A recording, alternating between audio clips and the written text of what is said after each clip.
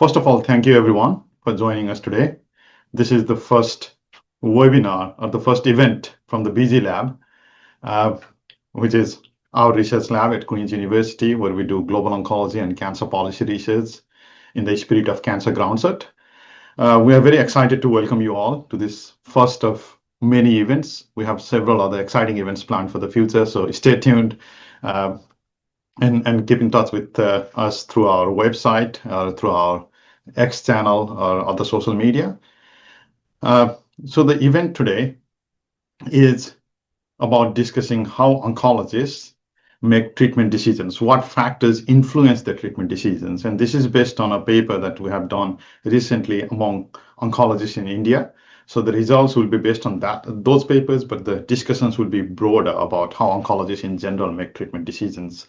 And we want this to be interactive, so we welcome questions from you all, which we'll take at the end of the session. So you can, put your questions in chat while we're having the session.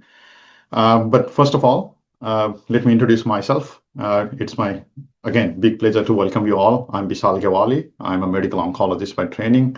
I did my medical school in Nepal. Then I went to Japan to do my oncology training, then went back to Nepal, worked there for a while, did my fellowship at Harvard, and now I'm an associate professor of oncology and public health sciences at Queen's University in Kingston, Ontario, Canada. And I'm the PI of the BZ Lab. And it's my big pleasure to welcome two of my great colleagues, friends, and collaborators and co-authors of this research project. First of all, let me introduce Dr. Sumitra Shankar Datta. He is my great friend from Tata Medical Center in Kolkata, India. I met him for the first time in 2019, I believe. And since then, we have had several collaborations. And he is a consultant psychiatrist at TMC Kolkata, India, and also at MRC Clinical Trials Unit at University College London. And he leads psycho-oncology services, offering treatment for cancer patients, their relatives, and his staff. And his research interest lies in psycho-oncology, decision-making, access to cancer care, health psychology, and evidence-based medicine. And he led these papers that we are going to talk about today. He is the first author of those papers. And next, our second panelist, our speaker, is Dr. Bhavna Sirohi. I think I also met you in person for the first time in 2019 during the eCancer Delhi event. She has been a great friend, colleague, and also mentor for me in global oncology. She's the medical director now at Balco Medical Center in Raipur, India, and she's a breast and GI medical oncologist with more than 2 decades of experience in UK and India. She, having qualified as an oncologist from Tata Memorial Center in Mumbai, she completed her training at Royal Marsden NHS Foundation, UK, and she has published more than 150 papers in national and international journals. But as I said, most importantly, both Bhavna and Sumitra, they are our great collaborators and friends of the BZ Lab. And it's a big pleasure to welcome the whole team here today. So without further ado, I guess I'll get started.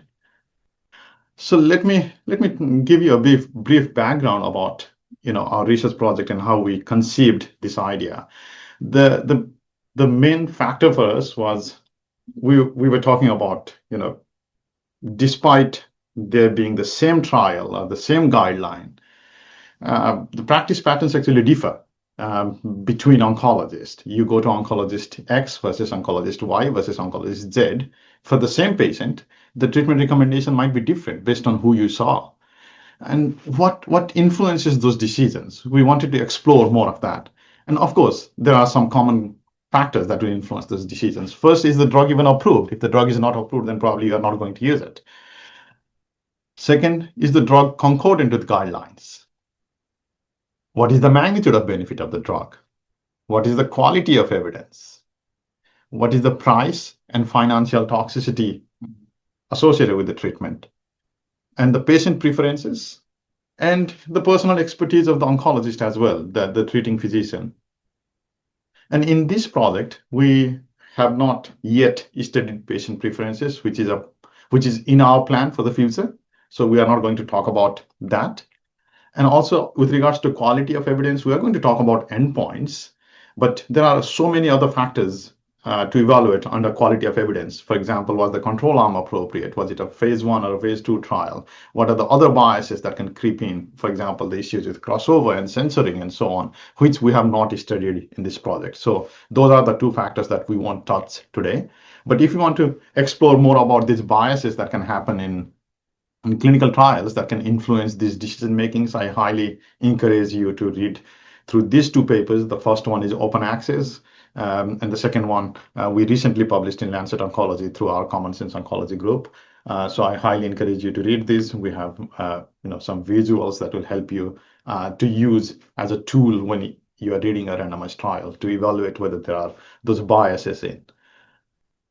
So going back to our project, what we did is, for these particular questions, we wanted to factor in the LMIC context, and we wanted to ask these specific questions. So as we discussed, the first is the drug even approved? But when we say, is it approved, what are we specifically talking about? Where is the drug approved? In India, or is the drug approved by the FDA?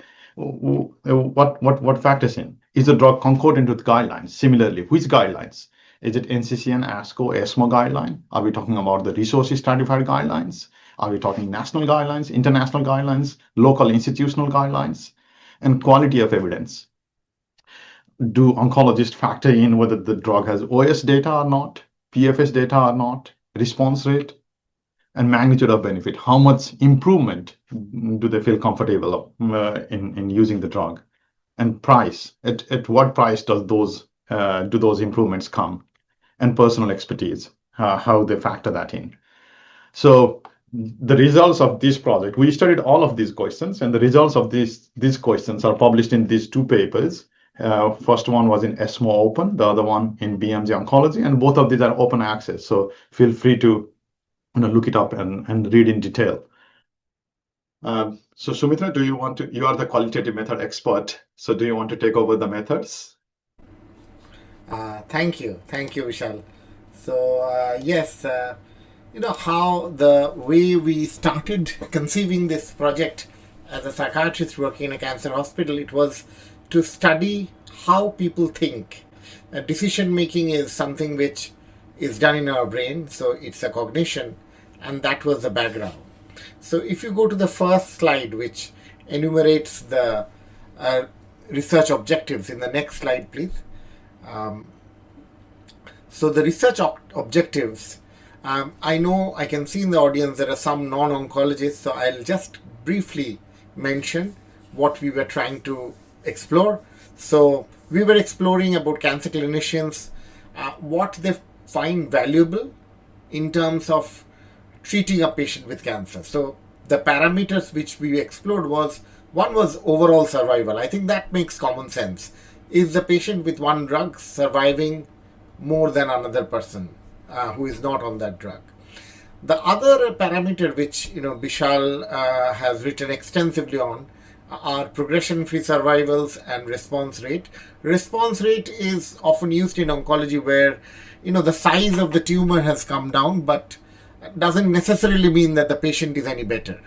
And progression-free survival again is about there are certain criteria like RACIS criteria where you add the diameters of the tumor, and if the total diameter of the tumor has become more than 20% according to RACIS criteria, we say that the disease has progressed. So in spite of treatment, if something progresses, then obviously the treatment is not working.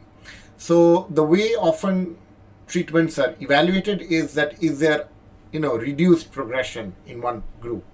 So we wanted to ask oncologists what did they value, which one of these parameters they felt more important. And we had slides as well, because many of our questions were very close to each other. So we wanted to ask, if they valued one parameter, how much cost do you think their patients in India were willing to spend on this amount of response? So the cost, there are guidelines in India and abroad. So a lot of medications are developed by companies which are in US. So the FDA approval, which is the US accrediting and approving authority, is actually valued by oncologists all over the world, but we wanted to ask that from FDA approvals to local guidelines, in between international guidelines, ESMO guidelines, ASCO guidelines, there are different kinds of guidelines in oncology, and what were their opinions on each of these guidelines in a broad brush. And if they valued a particular medicine and it had X number of years which it added life to the patient, how much expense per month do they think their patients would be willing to spend? So these were kind of the areas that we explored.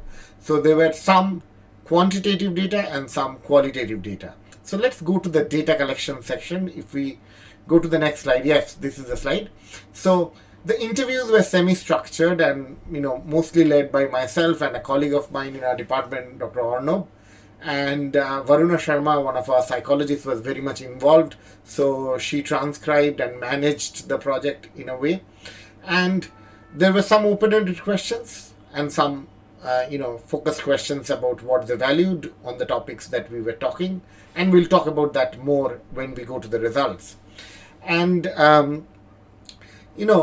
the concurrent, there was sometimes people gave some stories which were unusual, we wouldn't think of them. So in qualitative research, you have some stems, you explore on that, but you allow the person to have a free-flowing interview as well. So field notes were maintained, we audio transcribed all the interviews, and then actually audio recorded all the interviews, then actually verbally transcribed verbatim, typed them out, and from that there is a method in qualitative research that you do the analysis. So the data is securely stored in Tata Medical Center. It has not crossed international borders, but let's talk about the data analysis in the next slide, Vishal. So we use the Braun and Clark's framework for analysis, content analysis. So there is initial coding, there is synthesis of the data, you generate some basic themes, and there are then sub themes. So some global themes and some themes which are under it. There could be, so what it means that if there is a recurrent topic which talks about, say, affordability is something which lots of doctors talk about around the world in oncology. So that could be a major theme, but there could be other themes underneath it. So we generated a hypothesis, generated a theory about decision making by doing this. And the quantitative data, we had very simple percentage. So there was no patient and public involvement in this particular part of the project, which is another very important area which I often do research on nowadays.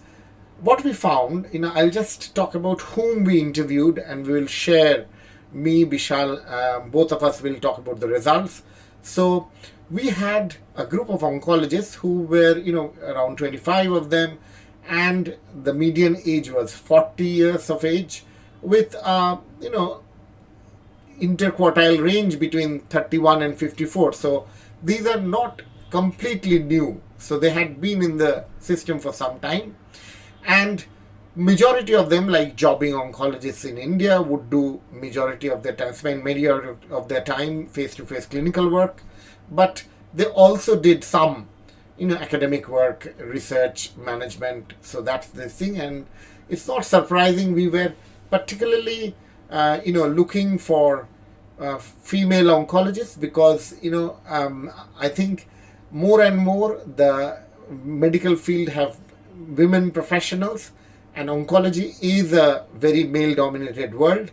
But when we came to exploring decision making, we wanted to make sure in a qualitative purpose of sampling, you are allowed to do that. So we tried to be inclusive of both men and women, but obviously not in the same ratio because that wouldn't be representative of the population on which we are doing the studies. And these oncologists, many of them had responsibilities for patients for various organ systems. So breast, GI, lung, these are the common cancers, gynecological cancers in India. And we had representations of oncologists who covered all of these areas. And now, they also did feel pressured often when they were making these decisions. And being a psychiatrist, I did ask about their stress as well. So yes, they were, somewhere in the middle. I don't think the median was two in a Likert scale of 1 to 5. So that's the cohort. Now let's hear about what did we find in the research study. Over to you, Vishal. Thank you, Sumitra. So, going back to our previous slide about what we wanted to investigate, so let's put context into that. So, when we asked oncologists practicing in India, what are the factors that influence their decision making? So, the first thing that we asked was, do you care if the drug is approved by the FDA? And the reason we asked that is you might think, why would FDA approval matter to oncologists in India? But we have seen from previous contexts, and this is a paper that Vauna and I wrote with another Indian oncologist, Amola Khade, about how US FDA's approval affects the Indian practice. And so there were reasons for us to believe that Indian oncologists do pay attention to drug approval status in India, and this is what we found. And I think you'll find this very interesting. First, the theme that we found is some oncologists rely on FDA approval status as, that gives a symbol of trust, because the FDA has that worldwide reputation. And so they will have some trust in the scientific process that happened at the FDA. But we were very pleasantly surprised to see that the oncologists practicing in India were also very aware of all the caveats that you need to consider when interpreting the FDA approval status. For example, they specifically mentioned that the FDA did not take magnitude of benefit into account. They just looked at statistical significance. And some oncologists said that they do rely on FDA status for medical, legal, and safety reasons, as in, as a safety net. If someone questions why you have used this drug, then they can always say that, oh, this is approved by the FDA for this purpose. But they showed concerns specifically with accelerated approval process. And as you can read in the paper, several oncologists, they specifically mentioned that the bar for approval is low for accelerated approval, and they may not rely on it because of those concerns. And even beyond accelerated approval, some oncologists, they had concerns with the FDA approval process as a whole. And I found one of these quotes very interesting because we did not ask specifically about EMA, but one oncologist specifically brought up EMA, the European Medicines Agency, and their perception is that EMA's standards are better than the standards at the FDA, which I found very interesting.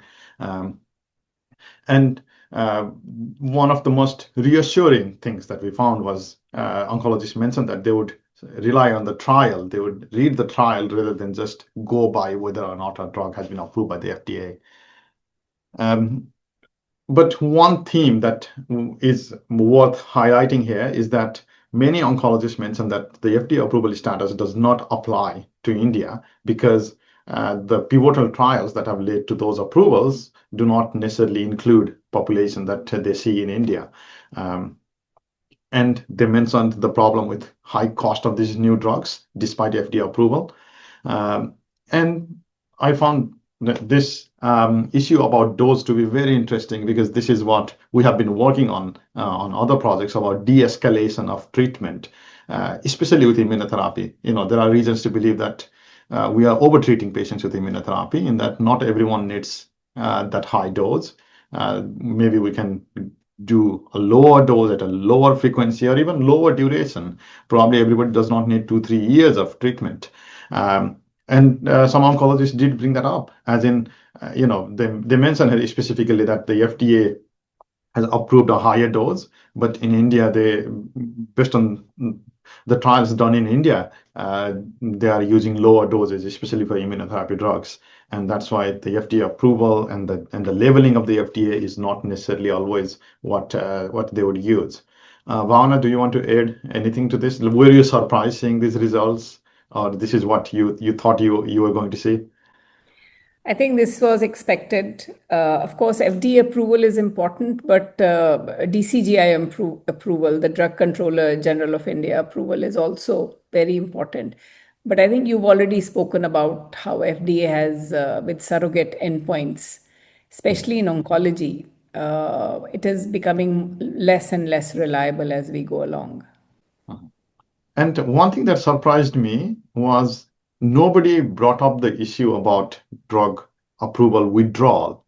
Like in this Yes, whole, which is what we spoke yeah. about in the global consequences. Yeah. Yes. So that was also interesting to me that of all the oncologists we interviewed, no one specifically discussed about withdrawal of drugs. So that was interesting because in recent years, the FDA has withdrawn a number of drugs, and those are probably not necessarily withdrawn from India. No, they are not withdrawn. And also, you may remember that there was one company which actually sent emails Yes. saying that, the drug has been withdrawn, but you can still continue prescribing this in India. Yeah. That's what prompted our And paper. yes, Yeah. exactly. So, but actually, it is not withdrawn. I mean, we have a lot of oncologists from India here. Sujit is there, and others. If you're aware of DCGI having taken steps to withdraw after FDA withdrawal, I'm not aware of it at least. So, no, thank you. Thank you for that added insight. So, moving on, we talked about how FDA approval affects practice in India. The second thing we wanted to explore was the effect of guidelines. And, there are different guidelines. Which guidelines do Indian oncologists use? So, first of all, the commonest guideline that oncologists used were NCCN guidelines, as you can see here. And the second common was ESMO. So NCCN, ESMO, and then followed by ASCO and other guidelines. The use of national and institutional guidelines was also, I guess, less than what we would expect. But the most surprising thing for me, and I'll show in subsequent slides the qualitative quotes as well, was resource stratified guidelines, because many institutions in oncology, they have spent a lot in development of different types of resource stratified guidelines. ASCO has global guidelines, NCCN has those resource stratified guidelines at different levels. ESMO has pan-Asian version of guidelines. But the participants in India, they did not show too much enthusiasm for resource stratified guidelines. Mostly they said, if I was going to refer to a guideline, I would refer to the main guideline itself. Why would I refer to the resource stratified version? And I would make that resource stratified judgment myself, was their major theme. Uh, so, to show you some quotes, and again, these are open access papers, so you can just download and read it in detail. So international guidelines, they sort support for international guidelines like NCCN, ESMO, and those guidelines, but they mentioned that they needed to be customized to the local context. Having said that, they did not show too much enthusiasm for these resource stratified versions of those guidelines. So customizing to Indian context and resource stratification do not mean the same thing. Um, and the concerns they showed with resource stratified guidelines were that they thought that the main guidelines, they were more thorough than the resource stratified guidelines. And they looked at resource stratified guidelines as a diluted version of the main guidelines. And they also felt that these were actually not very adapted, they were not very well adapted to the LMIC context. Um, and the other thing that they mentioned, or one thing to highlight, is not all LMICs are the same either. So that adaptation of resource stratification for the Indian context will be completely different from resource stratification in Laos, for example. Uh, some participants did show some support, but again, they would rather refer to the main guidelines. Okay, before we go on to national guidelines, so Bhavana, do you want to add something to this? Very surprised. I was surprised. I thought that people would have more support for resource stratified guidelines because all these institutions, these major institutions, they have spent a lot of money and resources in developing these resource stratified guidelines. But it seems like, at least in India, people are not very often using it. So I have been part of the NCCN gastric and I think colorectal, and I think they divide them into three: basic, the middle one, and enhanced. The basic one literally has nothing other than best supportive care. And so, it's like I am part of it, and I've tried to engage with them to tell them, there has to be a middle way. So we have Indian Council of Medical Research guidelines and we have National Cancer Grid guidelines where they divide into essential, desirable, and ideal. Ideal is, would be like a high income country.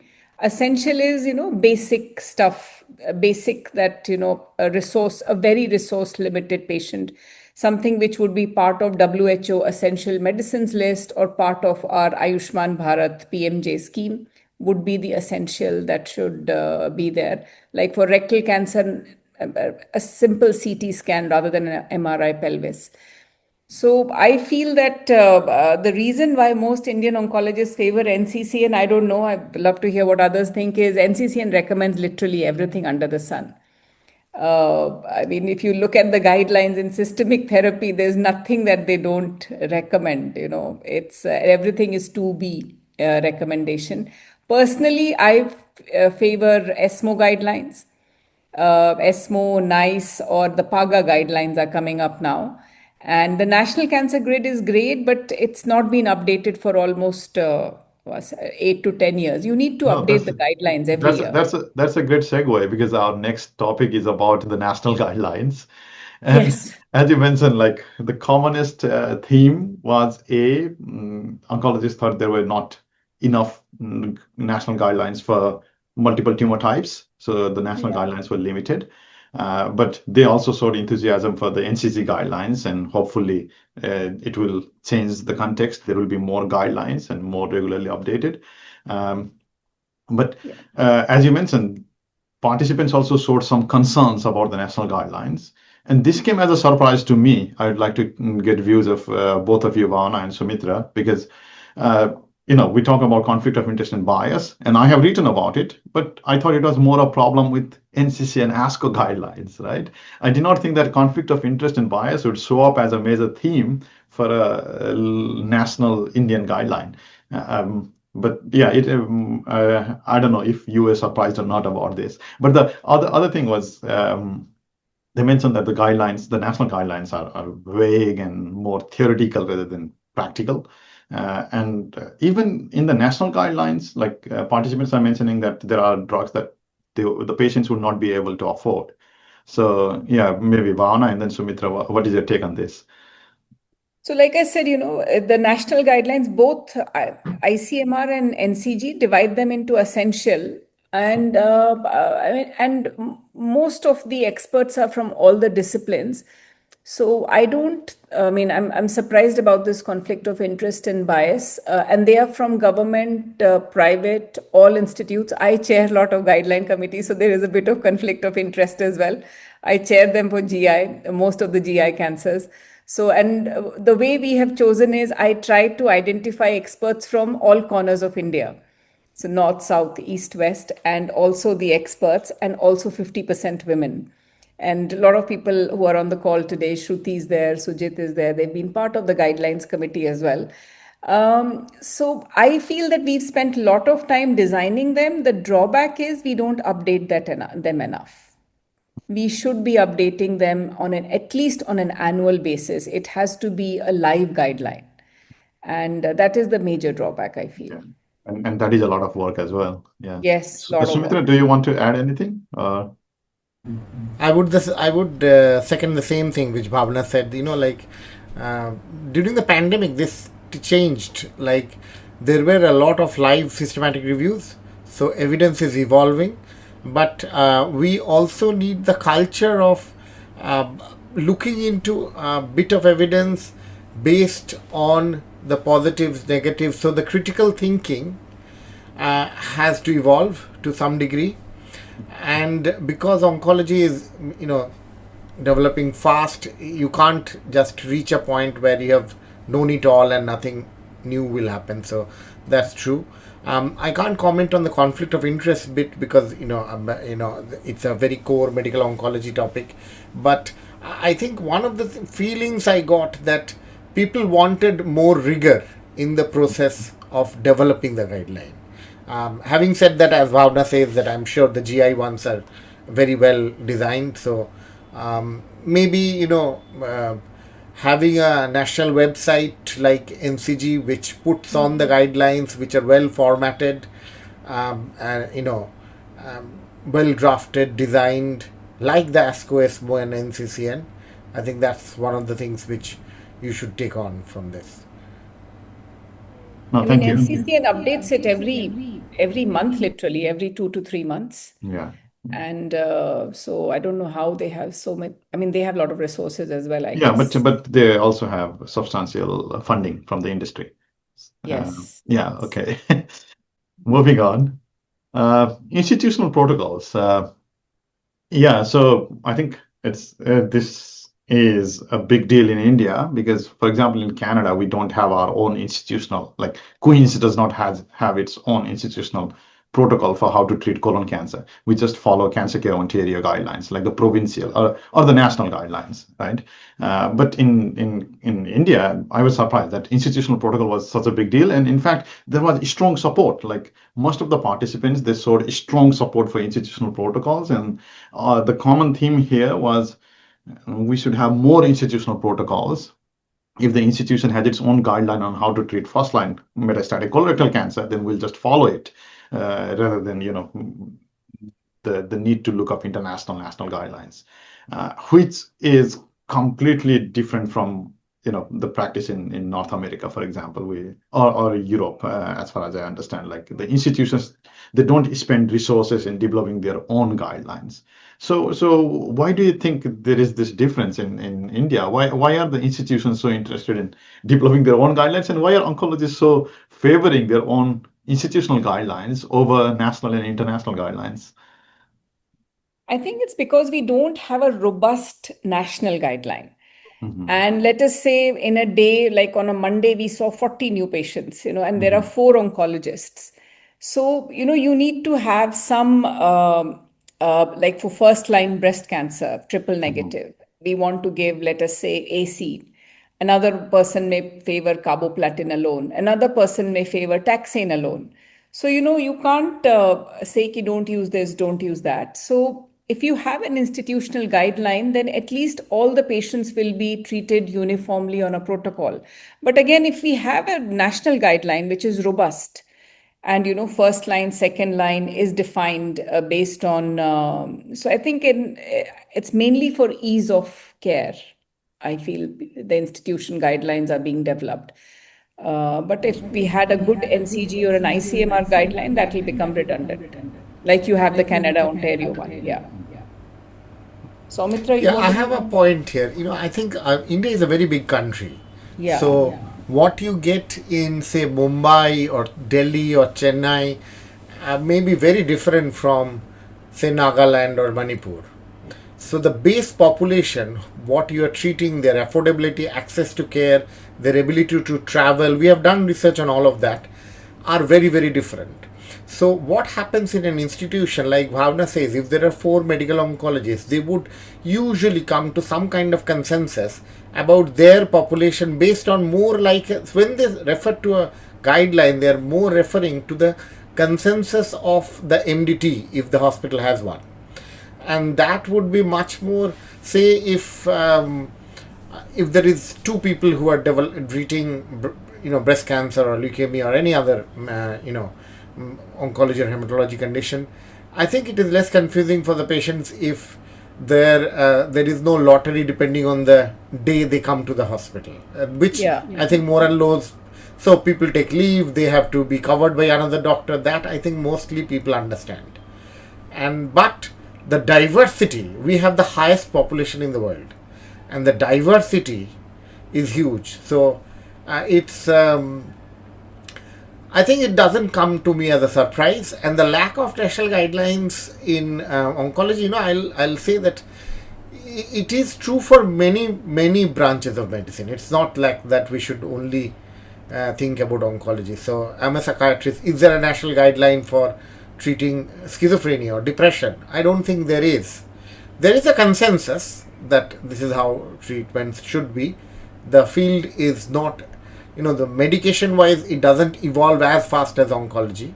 So the challenges are very different. It is stigma reduction, poverty alleviation, employment in severe mental illnesses. It's not about choosing the right medication. But is there a national guideline for rehabilitation of schizophrenia? I don't think there is. So I think, I don't want to bash oncologists. So this is true for any field of medicine.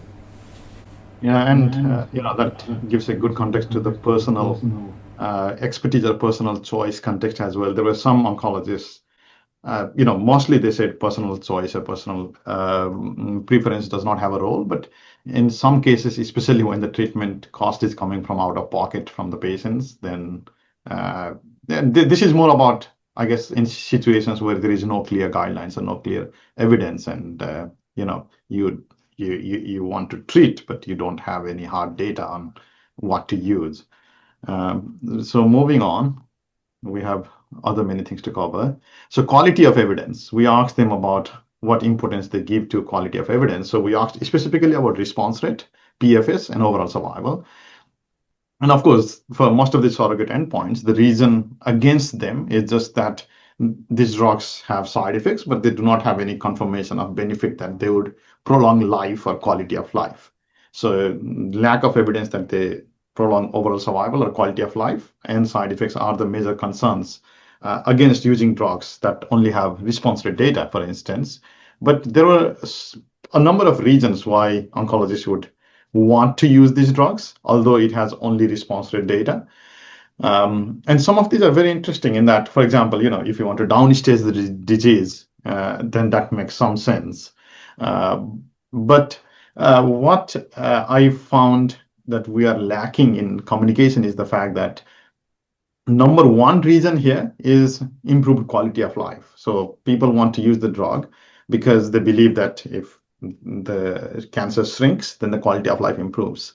But that actually is not true. If that improved quality of life, we would see it in the results of quality of life. The bottom line is we cannot assume that patients' quality of life has improved because the cancer size has come down from 5 centimeter to 2 centimeter. There are several factors to that. Quality of life is not a function of how big the tumor is. It's also a function of the side effects. And also, for instance, the location of the tumor. You would not, you can't take a 2 centimeter tumor in liver that is doing nothing and a 1 centimeter tumor in the brain that is causing all the symptoms to be the same. Although the brain tumor is smaller in size. Um, so it depends on so many factors. So bottom line is, I think we should not assume that quality of life improves just because the cancer has shrunk or there is delay in progression. We have to specifically show quality of life, and that is a consistent theme that we see here. We did this study in LMIC context or Indian context, and I'll show this later on as well. But actually, nobody has studied it in high-income country context as well. And I think this is we have seen this because we studied this in India. But if you did this study in Canada, in US, I'm 100% confident that most of the oncologists are still assuming that if you shrink the tumor, then the quality of life improves, which is not true. And for PFS as well, it's a surrogate endpoint, so it's the same thing. The reason against is that it does not improve survival. It's not a good surrogate. But reasons in support, yeah, this is something that I found very, very interesting. Like why these drugs that do not improve survival are also and are expensive are also being extensively used in LMICs. One is the interesting thing is, as you can see, impact of medical literature, and that's why academic publications are important. Everyone, if they start to promote a drug based on surrogate endpoint in literature, you see that people writing editorials in New England Journal, Lancet, JAMA, JCO, they are promoting this drug. Then, as an oncologist practicing in a low-income setting, you would think that probably this is a good drug. Probably I should be using it. Probably I'm not doing good service to my patient by not using the drug that everyone else in a high income setting or in medical literature are recommending.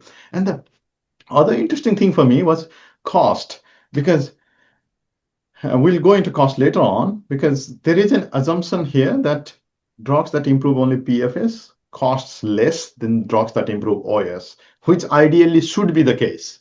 But at least in US or Canada, it is not.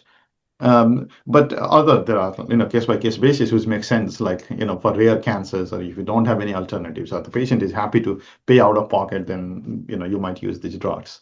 This is about overall survival, because there is of course nothing that people would say against overall survival, except there was one participant who said who expressed concerns about magnitude. Just because you have OS does not mean it is good OS, which totally makes sense. But otherwise, people usually are happy to use drugs that improve overall survival. Um, And I guess, yeah, we can combine these two. And the magnitude of benefit, we talked about OS and PFS, but how much is enough? So for PFS and OS, we asked oncologists about what is the magnitude of gains that they want to see to use these drugs. And this was very insightful. For PFS, the median answer that we got was 4.5 months.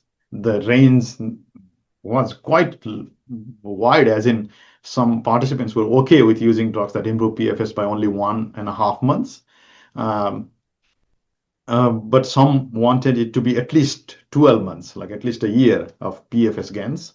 With regards to OS, again, the median is surprisingly the same. 4.5 months of median improvement in OS is what participants expected. And for the range, someone was happy with only 2 months of OS improvement, but some participants expected up to 2 years improvement. Just to give this in context, if you look at the median OS gains from the FDA-approved drugs between 2009 and 2018 that we had studied, it was around 3 months. So oncologists practicing in India, they have a higher bar of expectation than what is actually being delivered by at least FDA-approved drugs.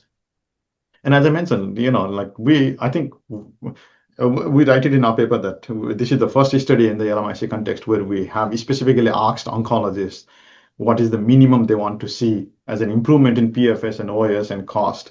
But while writing the paper and we were doing literature search, we actually found that this is the first study in the world. Like nobody has, and the reason I bring this up is not to say that we are first, but the reason I bring this up is it was surprising to me that we are having all these debates about whether PFS is meaningful, OS is meaningful, how much is meaningful, what should the cost be, but we have never bothered to ask oncologists, and we have never bothered to ask patients either. Like asking patients is our next project, but we have never bothered to ask, oncologists, and we are all making assumptions saying that, oh, PFS is meaningful. Did we ask people if it is meaningful? No, we haven't. Oh, we need to see this much magnitude of benefit in OS, but have we asked anyone? No, it's just my assumption. It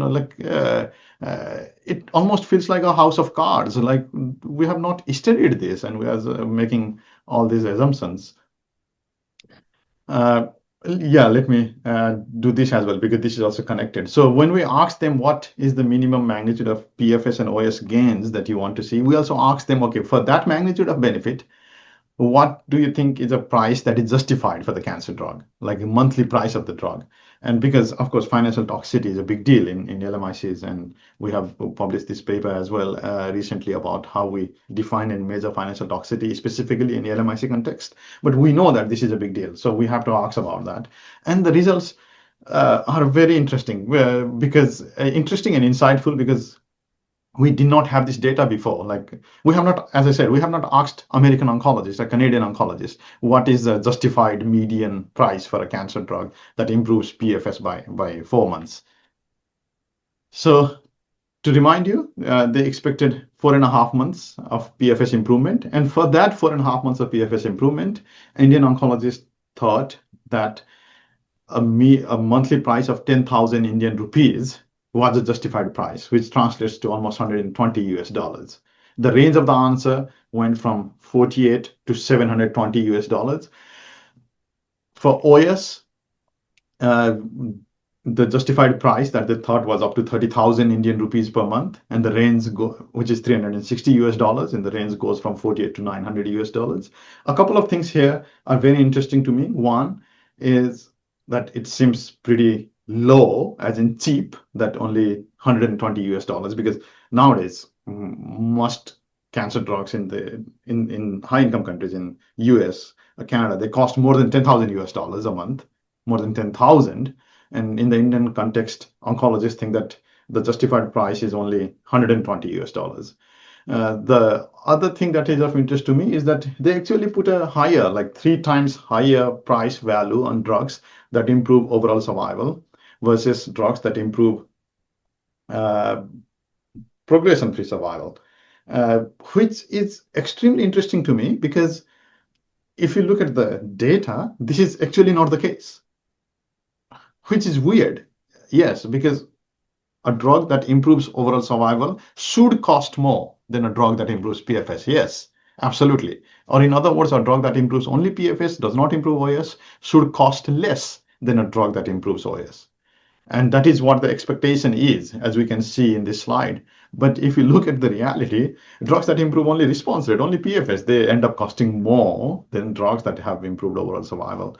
And when we talk about, when people see this data, one thing to understand is that the cost of drug is not the same in India as it is in US. Of course, the cost of drugs, the price of drugs is far less in India. But even then, it does not mean that it's affordable because the purchasing capacity of people in India is also far less. So although the drug prices will look cheap, it's still not affordable. Okay, now I want to get opinion of Bhavna and Sumitra, if you have any about these PFS and OS issues and the magnitude of benefit and the price that we just discussed. I think it's very interesting. When I read the paper and when Soumitra showed us the results, I was also surprised. But I think this is what I was thinking as well. There was a study in UK where they got a lot of medical oncologists together and asked them what percent survival benefit would you recommend adjuvant chemotherapy, and it was about 3%.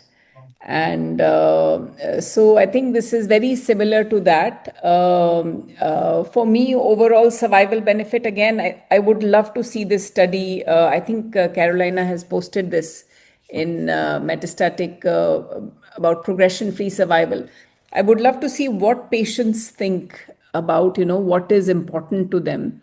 But I feel it is very patient specific as well. For a rectal cancer patient, who I give one cycle of Folfox, they cannot sit in front of me. But after just one cycle, they're able to sit on the chair in front of me. So I think it's all very individualized and patient specific, that it does progression free survival, I think, is a very good endpoint for me if it improves quality of life. But most of the studies do not have quality of life built in. They don't have health economics built in. So I think that is the issue I have with the studies. Yeah, no, our own research showed that improving PFS does not necessarily improve quality of life.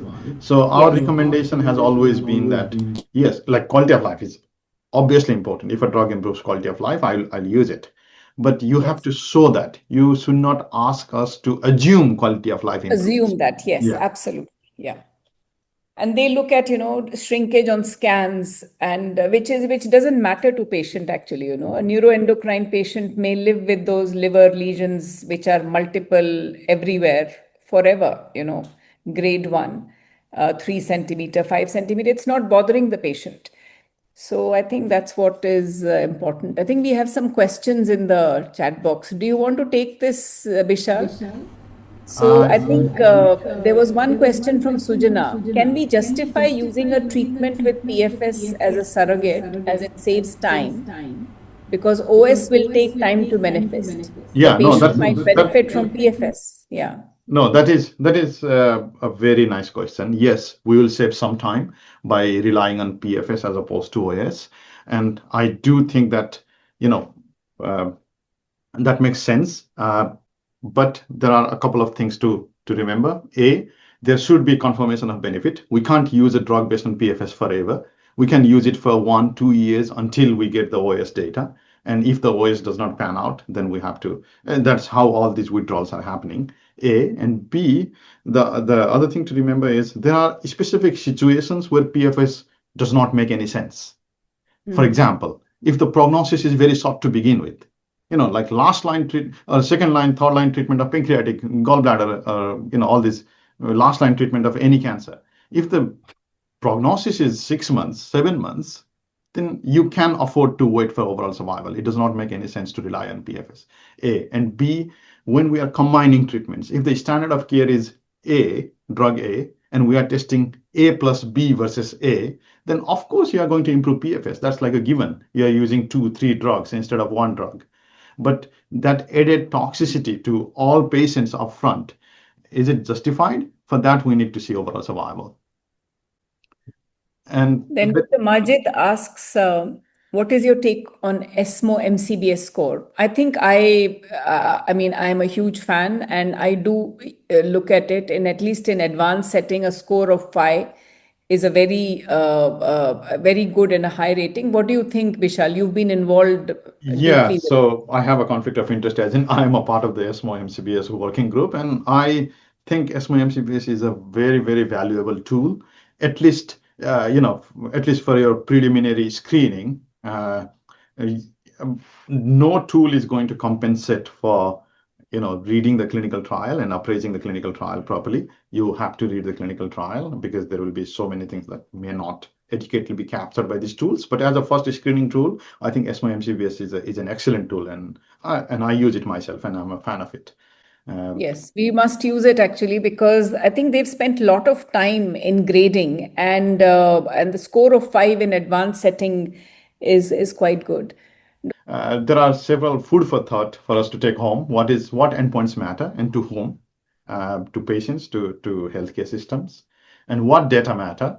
Guidelines or patients who are represented in the trials that are included in guidelines, and about price. Of course, the discussions about price of cancer drugs is always difficult because there is no price on human life. But where is the money coming from? That is something that we should probably be asking, because that money is coming from someplace, and is that a better allocation of resources? These are hard questions to ask, but worth asking. And also, I want to highlight when we are talking about these prices of drugs in India, they look cheap, but they are not affordable to patients in LMICs. Yes, in LMICs, the uh, drug prices are cheaper, but they are not affordable. I would like to first thank all the members of my team. Especially Brian here, who has hosted this webinar. Without him, we could not have made this happen. But I had also promised to some of the early career colleagues that I'll share some of my lessons to them.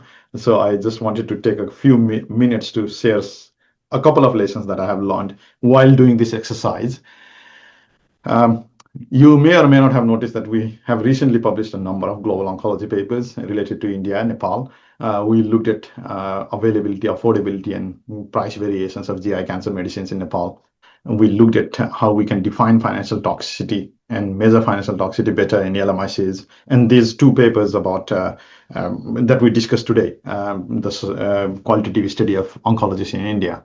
What I wanted to share with you today is that I'm very proud of this work, and I think this is very meaningful work. This aligns with our philosophy. But I had submitted this as a grant proposal to an institution. It was a global oncology project proposal based in India and Nepal to study all these factors: availability, affordability of cancer drugs, financial burden, travel time burden, and these factors affecting treatment decision making. And it was rejected.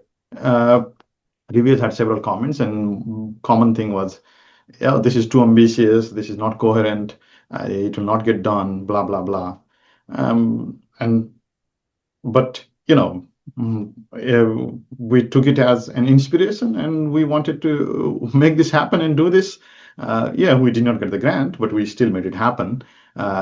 So you will be getting lots of rejections in your life. I have been starting to share more and more rejections in my social media nowadays because people don't talk often about it. It is hard to take, but you can take it as a motivation. And like, I am super proud of this work that we have done. I think these are very meaningful work, and I hope that the funders will see this, and they will realize that this should have been funded. But that's not the point. The point is you can get rejected multiple times, but don't lose hope and keep doing good work. In that same vein, one more example. This piece, this essay that I have written, what do you do when your patient starts to cry? This is in Medscape. This I had initially submitted to several high-profile journals. These two pieces I had submitted to several high-profile journals, and surprisingly, the reviewer comments were excellent. The reviewers said this was, yeah, the reviewers' comments were excellent, but for some reason, the editor rejected it. And I published it in my own column in Medscape.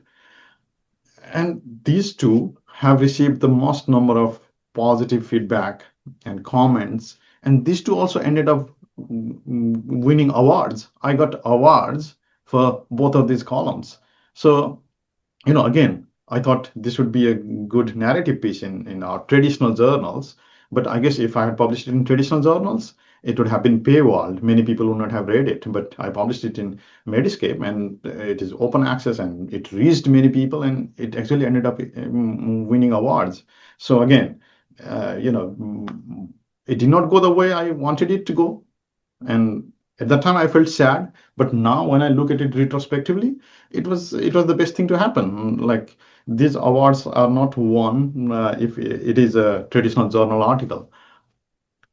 Oh, so one lesson is that don't get disheartened. You will meet many rejections in life, but yeah, you have the option of feeling sad uh, and staying sad, or the option of feeling sad temporarily and taking it as a motivation to work hard and do better job. And the other lesson I want to say is about doing global oncology the right way, because I have seen so many other global oncology papers where sometimes I feel bad because people are talking about, oh, this is what should happen in, I don't know, like, let's say, Myanmar, and all the authors I see are from one of the top cancer centers in US. There is no representation of Myanmar. And sometimes people think that global oncology means, going to a low-income country for 2 weeks, but staying at a five-star hotel and giving a couple of talks on how they manage their cancer patients in their high-income setting, and taking a few photographs and then saying that they are now a global oncologist. That's not the right way to do it. So this project, this is Sumitra and me in Tuk Tuk in Kolkata back in 2019 when I first met him. And at the time, we started talking about, we should probably start doing this. Then COVID happened, and we published a paper about COVID as well. In our Indian and Nepali context.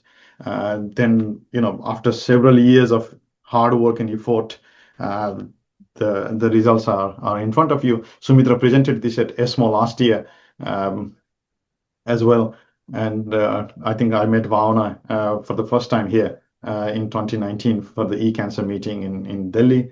And there are other two wonderful friends here in the picture, Azu Matthew from India and Arjun Gupta, who is now in US. But just to tell you that, this is for the high income country people in the audience right now. There are right ways and wrong ways of doing global oncology. We should always try to do it the right way. For example, just to give you an example, we published this paper earlier. This is about cancer burden in the SARC countries. SARC is a collection of 8 countries: Nepal, India, Bhutan, Bangladesh, Afghanistan, Pakistan, Maldives, and Sri Lanka. So when we wrote this paper, my bottom line was we need to have co-author representation from every single of those countries, and it was quite hard work. Like, I don't know any oncologist from Bhutan. I don't know any oncologist from Maldives. But I so it's not easy. So we had to use our network and we had to make an effort. But I'm super proud of the fact that in this paper we have representation of people actually working in all those 8 countries. But you will see similar papers about so many other countries where you'll hardly find one or two people among a flood of 100 authors who actually work in those countries. So no, that's all I have. Thank you. So we can discuss about our results or any other questions you might have. We are probably running out of time, but we will have a few more minutes if someone has any questions or comments. So I just want to say, Bishal, I am very proud to be associated with your inaugural Bishal Giawali BG Lab first webinar. And I hope you continue doing this on a regular basis, because I think we need to drive this globally into educating and learning from each other as well. That is very important. And each of your paper is very close to my heart, because it works on something that really actually matters to patients, and that's why we are all here as oncologists. So thank you. Thank you. It's we are able to do what we do because we do these things together. Yeah. No, but you do a lot of hard lifting, and you are driving it, and you're doing such a great job. I'm very proud. Thank you. Thank you. So check out our website. Or you have a website as well? I will check it out. Wonderful. Yeah, we do. BZ Lab is growing, it's expanding. So everyone stay in touch. We will have a lot more things coming up in the future. We have our monthly newsletters too, where you can Wow. subscribe and stay up to date about everything that we are doing every month. No, Wonderful. I'm very honored to be part of the inaugural webinar of BG Labs. And it's so moving to see that picture of us sitting in an auto in Newtown. So, it's not always money that brings in papers. It's, actually the heart that matters. Money is important, we do Yes. need money, but at the same time, having the clarity of thought and vision and persevering, I think that's what is, I would say, is very important for. And Bishal, you are such a inspiration. There are fangirls writing to you in the chat. I'm your fangirl for BG Labs. So congratulations. So you inspire so many people around the world. Okay, if there are no other burning questions from the audience, thank you very much. First of all, to Thank all you. the members of the audience who joined us today for our first event, and hopefully you found it informative. And as I mentioned, we have several exciting plans for the future, so stay tuned. And I'd like to enormously thank Bhavna and Sumitra for all the support for the project, for the webinar, for our lab, and for everything. It has been a great journey with both of you together. And I know I was being honest when I said I get to do all these cool things because I get to do this with you guys. So thank you very much. But most of all, thank you to Brian, who is my RA, but also, he is the host of this webinar, and he is the mastermind behind actually making these things happen. And if someone is here from Canada, he is applying to medical school. So if you see his application, grab him. He is going to be a great doctor. Great. Okay, thank you everyone. Thank you, Bye. Vishal. Thank you so much. Bye bye. Bye.